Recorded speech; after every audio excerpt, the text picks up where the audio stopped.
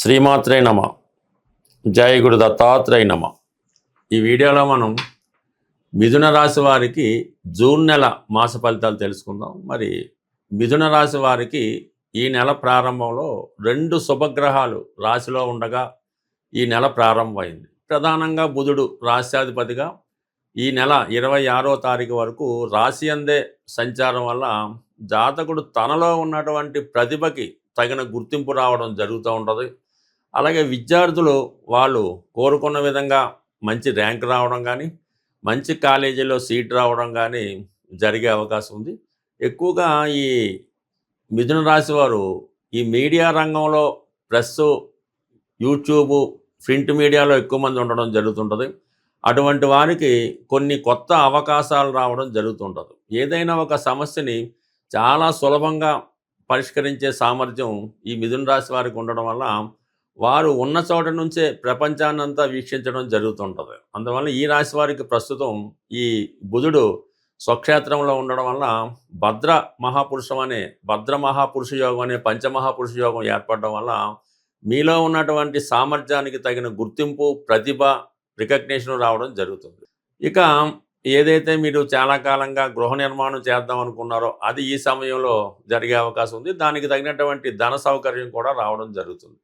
ప్రధానంగా గురువు ఈ రాశి వారికి సప్తమాధిపతిగా ధనస్థానం, అంటే జీవిత భాగస్వామి యొక్క ఆదాయం పెరుగుతుంది. అది భార్యది కానీ భర్తది కానీ ఆదాయం పెరుగుతుంది. వారు మీ కుటుంబ అవసరాలకి పూర్తిగా సహకరించడం వల్ల మీ మీద కొద్దిగా ఫైనాన్షియల్ బర్డెన్ అనేది తగ్గుతూ ఉంటుంది. ఈజీగా ధనం రొటేషన్ అవ్వడం జరుగుతూ ఉంటుంది. ఇక దశమాధిపతిగా ఉన్నటువంటి గురువు ధనస్థానంలో ఉండడం వల్ల కుటుంబ అవసరాలకు తగ్గట్టుగా మీ యొక్క ఆదాయం లభిస్తుంటుంది. అలాగే కొత్త ఉద్యోగ ప్రయత్నాలు, కుటుంబంలో అందరికీ ఆదాయం ఏర్పడడం వల్ల కుటుంబం పరంగా చాలా హ్యాపీగా ఉండే సూచనలు కనబడుతుంటాయి. ఇక రవి ప్రధానంగా మరి తృతీయాధిపతిగా రవి వ్యయ స్థానంలో ఈ జూన్ 15 వరకు సంచరించడం వల్ల మీరు మీ యొక్క అన్నదమ్ములకు కానీ స్నేహితులకు కానీ ఆర్థిక పరంగా సహకరించవలసి ఉంటుంది. అలాగే మీరు ప్రభుత్వానికి చెల్లించవలసినటువంటి స్థిరాస్తి పన్నులు కానీ, ఇన్కమ్ ట్యాక్స్, జిఎస్టీ లాంటివి కంపల్సరీగా చెల్లించవలసి ఉంటుంది. అలాగే కుటుంబంలో ఎవరో ఒకరికి అనారోగ్య కారణాల వల్ల హాస్పిటల్ పరంగా కొంత హాస్పిటల్ బిల్లు ఇవ్వడం కానీ, వైద్యుల్ని సంప్రదించడం మొదలగు జరిగే అవకాశం ఉంది. అదే జూన్ 15 తర్వాత ఈ రవి రాశిలో ప్రవేశించడం జరుగుతుంది, మిథున రాశిలోకి. అక్కడ ఉన్నటువంటి బుధుడితో ఏర్పడినటువంటి బుధాదిత్య యోగ ప్రభావం వల్ల ఇది విద్యార్థులకి చాలా అనుకూలంగా ఉంటుంది. వారిలో ఉన్నటువంటి నైపుణ్యం పెరుగుతుంది. విద్యాపరంగా చాలా ఉన్నత స్థాయి రిజల్ట్స్ వీళ్ళకి రావడం జరుగుతూ ఉంటుంది. ఇక ప్రధానంగా శుక్రుడు కూడా ఇదే రాశిలో సంచరిస్తూ ఉంటాడు ఈ జూన్ నెల 8వ తారీఖు వరకు. ఈ 2 శుభగ్రహాలు కలియడం వల్ల జాతకుడికి ఉన్నత విద్యా అవకాశాలు ఎక్కువగా రావడం జరుగుతుంటుంది. ప్రధానంగా మీలో ఆకర్షణ, టాలెంట్ పెరగడం జరుగుతుంది. ప్రధానంగా వివాహ ప్రయత్నాలు చేస్తున్న వాళ్ళకి చాలా వరకు మీ యొక్క వివాహ ప్రయత్నాలు ఫలించే అవకాశం ఉన్నది. ఆటోమేటిక్గా గురువు కూడా ప్రస్తుతం మొన్నటిదాకా మిథున రాశిలో సంచరిస్తున్నటువంటి గురువు ఈ జూన్ నెల 2వ తారీఖు నుంచి ధనస్థానంలోకి, వాక్స్థానంలోకి ప్రవేశించడం జరిగింది. ఆటోమేటిక్గా మీ కుటుంబ ఆదాయం పెరిగే అవకాశం ఉంది. అలాగే కుటుంబంలో ఏదో ఒక శుభకార్యం జరిగే అవకాశం ఉంది. ప్రధానంగా చాలా కాలంగా దూరంగా ఉన్నటువంటి భార్యాభర్తలు ఈ సమయంలో ఒక చోట కలుసుకునే అవకాశం ఉంది. అలాగే ఉద్యోగపరంగా మీరు చక్కగా మంచి ఉద్యోగ అవకాశాలు, వర్క్ ఫ్రమ్ హోమ్ లాగా ఇంటి దగ్గర నుంచి పనిచేసే ఉద్యోగ అవకాశాలు రావడం జరుగుతూ ఉంటుంది. ఇక ప్రధానంగా మరి కుజుడు ఈ రాశి వారికి ఈ నెల ప్రారంభం నుంచి 20వ తారీఖు వరకు లాభస్థానంలో ఉంటాడు. అంటే షష్టాధిపతిగా లాభస్థానంలో ఉండడం వల్ల రుణ సౌకర్యం కలుగుతుంది. మీరు ఎంత పెద్ద రుణం ప్రయత్నం చేసినా అది మీకు లభించే అవకాశం ఉంది. అలాగే మీరు మీ యొక్క మేనమామల దగ్గర నుంచి కానీ, మామగారి దగ్గర నుంచి కానీ ఆర్థిక పరంగా సహకారం లభించే అవకాశం ఉంటుంది. అలాగే మీకు లాభస్థానంలో కూర్చున్నప్పుడు భూములు, స్థిరాస్తులు కలిసి వస్తుంటాయి అన్నమాట. దీనివల్ల ఏంటంటే మీకు కష్టపడి పనిచేసే వాళ్ళకి ఆదాయం పెరుగుతుంది.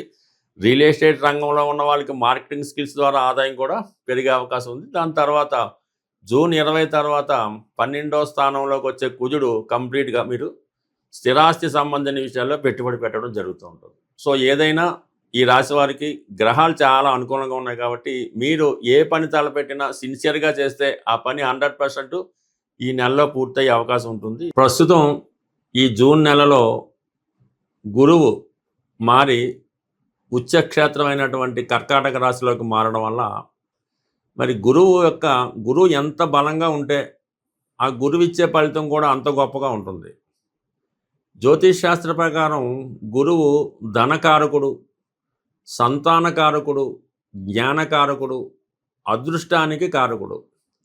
సహజ భాగ్యస్థానం అయినటువంటి ధనుసు రాశికి అధిపతి అవటం వల్ల గురువు యొక్క అనుగ్రహం ఉంటేనే విదేశ ప్రయత్నాలు, విదేశ ప్రయాణాలు, ఉన్నత విద్య, సంతాన యోగం కలుగుతుంది. అంటే ఏ రాశి వారైనా సంబంధం లేదు. ఇప్పుడు గురువు ఉచ్చులో సుమారు 153 రోజుల పాటు సంచరించే సమయంలో గురువు యొక్క అనుగ్రహం కోసం గురుగ్రహ పరిహారం చేసుకోవడం వల్ల మీకు గురువు యొక్క అనుగ్రహంతో ధనయోగం కలుగుతుంది. సంతానం లేని వారికి సంతానం కలుగుతుంది. అంటే గురువు యొక్క అనుగ్రహం ఏ విధంగా పొందాలి అంటే కేవలం గురువు అంటే దత్తాత్రేయుడు, దక్షిణామూర్తి, మీకు విద్య నేర్పిన గురువు, అలాగే మీ తల్లిదండ్రులు, వీరిని సేవించడం వల్ల, వీరిని పూజించడం వల్ల మీకు గురుగ్రహ అనుగ్రహం లభిస్తూ ఉంటుంది.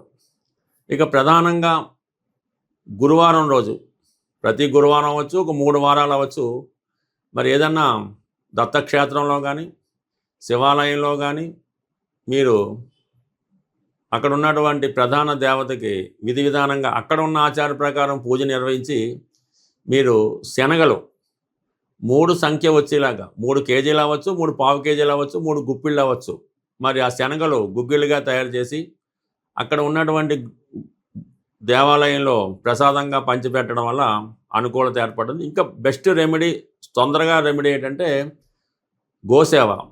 ఏదైనా దేవాలయంలో ఉన్నటువంటి గోవును కానీ, గోశాలను కానీ దర్శించి ఆ గోసేవ చేయవలసి ఉంటుంది. అంటే గోసేవ అంటే ఆ గోశాలని చక్కగా శుభ్రం చేయడం, శుభ్రంగా క్లీన్ చేయడం, గోవుకి సౌకర్యంగా అది గాలి తగిలేలాగో అక్కడ పడుకునే ప్లేస్ శుభ్రం చేయడము, ఇవన్నీ కూడా శుభ్రం చేసి ఆవుకి మరి గోపూజ చేయడం వల్ల మరి గోవుకి నానబెట్టిన శనగలు నైవేద్యంగా అంటే ఆమెకి ఆహారంగా పెట్టడం వల్ల ఈ గురువు యొక్క అనుగ్రహం తొందరగా రావడం జరుగుతుంది. మీరు జీవితంలో ఎప్పుడైనా గురుద్రోహం చేసి ఉంటే, అంటే తల్లిదండ్రులు సరిగ్గా చూడకపోయినా, మీకు విద్య నేర్పిన గురువుకి సరైనటువంటి పరిహారం చెల్లించకపోయినా, కృతజ్ఞత లేకపోయినా, అలాగే కొంతమంది పెద్దవాళ్ళని దూషించిన ఈ యొక్క గురు శాపం తగులుతూ ఉంటుంది. ఆ గురు శాపం ఉన్న వాళ్ళకి గురువు ఇబ్బంది పెడుతుంటాడు. కాబట్టి ఈ సమయంలో మీకు ఎవరైతే విద్య నేర్పిన గురువు, పని నేర్పిన గురువు, తొలి అక్షరాలు నేర్పిన గురువు ఉంటాడో ఆ గురువుకి సత్కరించి చక్కగా మరి మామిడి పళ్ళు సీజన్ కాబట్టి ఒక 3 మామిడి పళ్ళు ఆ గురువు గారికి సమర్పించి నమస్కారం చేసుకోవడం వల్ల కంప్లీట్గా గురువు యొక్క అనుగ్రహం లభిస్తుంది. గురువు యొక్క అనుగ్రహం ఉంటేనే మిగతా గ్రహాలు మీకు సహకరించగలవు. ప్రతిరోజు దైవ ప్రార్థన, సాంప్రదాయాలు పాటించడం, రోజు సూర్య నమస్కారం చేసుకోవడం, అలాగే పరిశుభ్రమైనటువంటి వస్త్రాలు ధరించడం, ఈ విధంగా చేయడం వల్ల గురువు యొక్క అనుగ్రహం అంటే అది ఆటోమేటిక్గా మీలోనే కనబడుతుంటుంది. మీలోనే ఒక దైవం ఉట్టిపడుతూ ఉంటుంది. చిన్న చిన్న బలహీనతలు, వ్యసనాలు అవి ఉంటే వదిలిపెట్టి ఈ గురువు బలంగా ఉన్న సమయంలో మీరు ఎంత పవిత్రంగా ఉంటారో మీకు గురువు యొక్క అనుగ్రహం అంత తొందరగా లభిస్తుంటుంది. మరీ చిన్న రెమెడీ ఏంటంటే పసుపు రంగులో ఉన్నటువంటి 3 అరటిపళ్ళు ఆవుకి పెట్టడం వల్ల గత జన్మలో చేసిన పాపం, ఈ జన్మలో చేసిన పాపం కూడా పరిహారం అయ్యే అవకాశం ఉంది. మరి గురువు అనుగ్రహం కోసం కనక పుష్యరాగం అనే స్వచ్ఛమైనటువంటి ఒరిజినల్ బంగారు ఉంగరాన్ని బంగారంలో తయారు చేసి కుడి చేతి చూపుడు వేలికి ధరించవచ్చు. అలాగే ఈ కనక పుష్యరాగం ఉంగరాన్ని ధరించలేని వారు మరి ఏదైనా తెలుపు రంగు దారానికి పసుపు రాసి, అంటే yellow colour thread right hand మడమకి కట్టుకోవడం వల్ల స్త్రీలు కానీ పురుషులు కానీ ఒక పసుపు కొమ్ము, అంటే పసుపు కొమ్ములో దుంప పసుపు కొమ్ము, అది పాకెట్లో పెట్టుకోవచ్చు, లేదంటే హ్యాండ్కి కట్టుకోవచ్చు. ఈ విధంగా పసుపు కొమ్ము దగ్గర పెట్టుకున్నా కూడా గురుగ్రహ అనుగ్రహం లభిస్తుంది. రావి చెట్టుకి ప్రదర్శనలు చేసి ఆ రావి చెట్టుకి నీళ్లు పోయడం వల్ల ఆ దత్తాత్రేయుడు అనుగ్రహంతో పాటు గురుగ్రహ అనుగ్రహం కూడా లభిస్తుంది. ఈ సమయంలో మీరు ఏదో ఒక దత్తక్షేత్రాన్ని సందర్శిస్తే ఈ గురువు యొక్క ఆశీర్వాదం మీకు లభించే అవకాశం ఉంది. బట్ ఏదన్నా గురుబలం ఉంటేనే పెళ్ళి, పిల్లలు, సంతానం, డబ్బు లభిస్తాయి. కాబట్టి ఈ సమయంలో మీరు ఈ గురుగ్రహ అనుగ్రహం సంపాదిస్తే జీవితంలో చాలా సౌకర్యాలు ఏర్పడే అవకాశం ఉంది. స్వస్తి.